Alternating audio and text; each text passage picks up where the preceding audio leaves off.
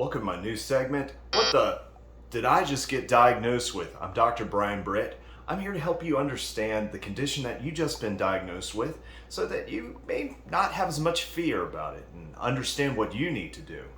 Today we're going to talk about shoulder impingement. Shoulder impingement is one of the most common shoulder conditions that I see in the clinic, and that's why I chose this for my first video of this segment. Shoulder impingement can happen a lot in overhead athletes. People are throwing quite a bit, putting a lot of force on that. Individuals who work in hard manual labor jobs, maybe where they're doing jobs with their arms overhead, painters, people who do work on ceilings, electricians. I see these people get this quite a bit. I also see this in individuals who don't do hard manual labor jobs or sports. So what is impingement? Impingement is when the tissue on the very top side of the shoulder ends up getting pinched with repetitive movements.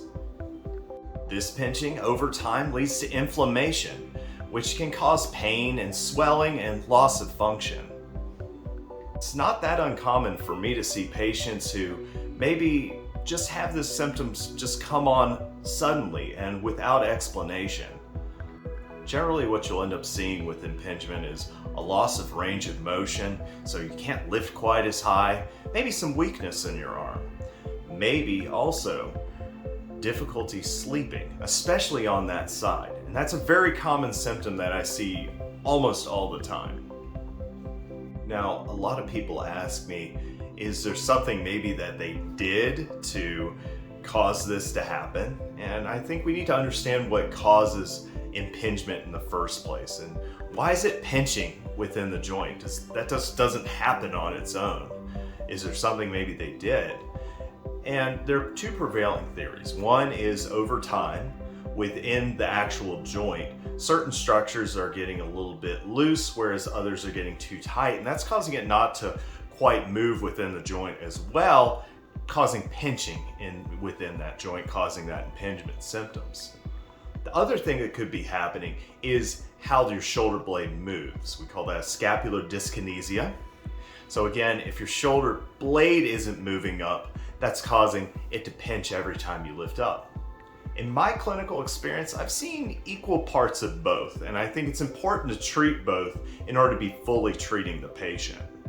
Another thing to understand as well is this doesn't happen in a vacuum. You can have impingement and other things. So impingement and a labrum tear, or impingement and a rotator cuff tear, or impingement and osteoarthritis. It's very important to get that, to understand what other factors are in order to understand how well you're going to do and what your overall prognosis is going to be with this condition.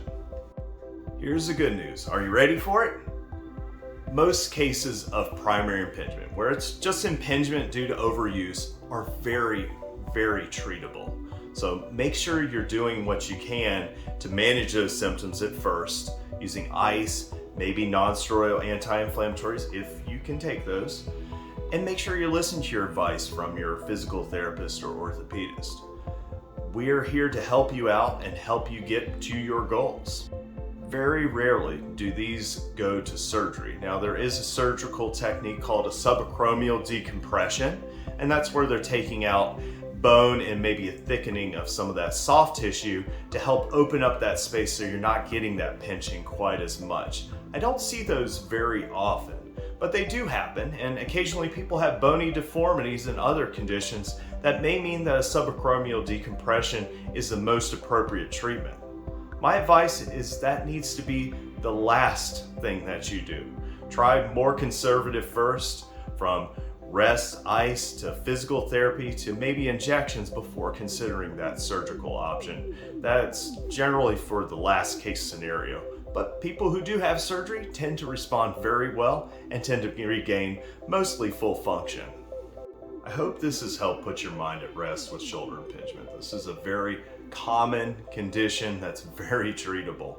So just understand that. If you want more information, I've put some links down in the description to help you have a little bit more, dig a little bit deeper, but make sure that you're listening to advice from your healthcare professionals, your physical therapist or orthopedist. They're going to help guide you to success. I hope this has helped you find your meaning and movement.